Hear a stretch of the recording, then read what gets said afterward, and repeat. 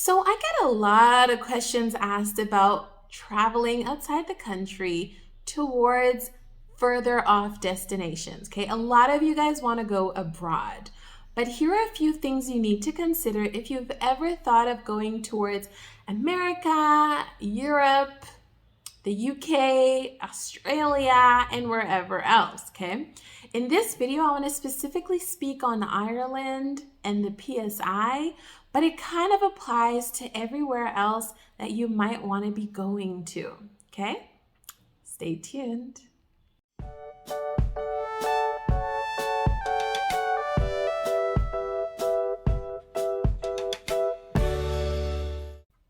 Hi guys, and welcome back to Farmers.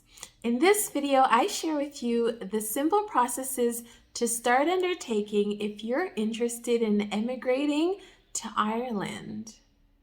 Stay tuned.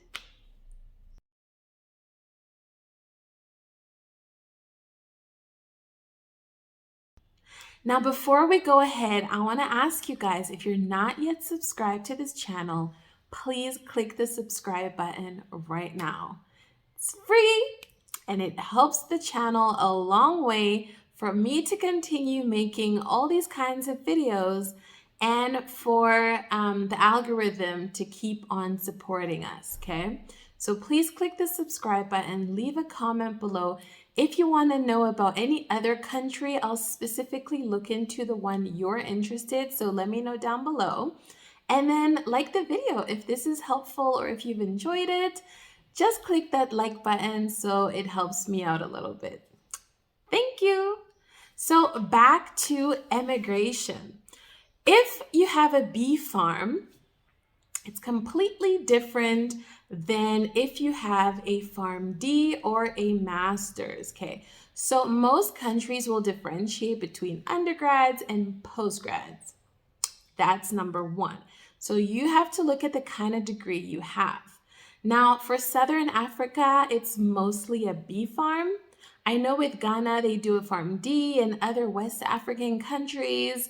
Up north, they also do PharmDs. So the requirements there will be slightly different because these other countries do check the syllabus and they want to know how your degree compares, you know, how much depth you went in, etc., etc. So really pay attention to that nuance, okay? The good thing with Ireland, and that's the first destination for this video, is that the PSI, the Pharmaceutical Society of Ireland, based in Dublin, has made it super easy for all of us to inquire and investigate. So just by going on their website and clicking on their link, I believe it's on page 3, you will see all the requirements necessary for you. So for the sake of this video, I'm addressing the Southern African gang, the bee farm gang, and we all classify as third country, okay? So they have a classification system where they address Ireland and the UK citizens, and then the EU or the EEA. So those are the 3 tiers of countries that, you know, have a different direct automatic application route. But with the rest of us, we classify as third country. So you're going to have to use a third country application approach or route. And this entails them verifying your qualification. That's step number 1. So they're going to have to ask you, where did you study? What kind of degree you had? What the syllabus was like? If you registered in any other board, regulatory board, or like for work, if you have any work experience, all these things will stack up in your favor for them to let you in and give you a work visa, okay? So the more experience you have, the better. The more degree, or the clearer your degree is, or the better recognized the university you studied at is, the better for you, okay? It's also important to note that the Pharmaceutical Society of Ireland is not like the Pharmaceutical Society in South Africa. They are a lot more they hold a lot more power. So they not only serve as the pharmaceutical society for all registered pharmacists, but also like a regulatory board for all registered pharmacies. So they kind of do the SAPRA role and the Pharmacy Council role and the PSSA role here in South Africa. So that really gives you like the sense of their robustness, okay? They are really huge on their jurisdiction as to what they do and what they allow for their country. So, but the website is super user friendly. You guys go on there, have a look for yourself, look at the criteria, and apply early. My encouragement to everyone who wants to emigrate is go for it. You know, the world is your oyster. You never want to get to a stage in your career where you have regret. And traveling always opens up your mind. It's always a good idea. Now, timing might be a huge factor. Your finances might be a huge factor. But if you can, go for it. I love a quote. I forget who it's by, but it says, you know what? You're not a tree. You can actually just get up and go. Oftentimes, we feel like we're so restricted to wherever we are currently, and that's it for life.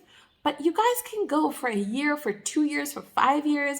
If you have a family, you know, consider moving and finding a job for your spouse, a school for your kids, or whatever. But I strongly encourage travel, international travel, because it opens up your mind so much more. You become like a new person.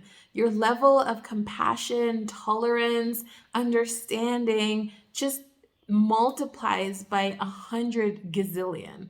So if you have the means, if you have the time, go for it. You can always come back, you know, you can always come back and register back here and work here for after some time, but you know, that opportunity will never be a mistake or an error. I remember when I was in the UK, just it, guys, it's just a different kind of feeling to experience new cultures, new people, new environments, new ways of doing things.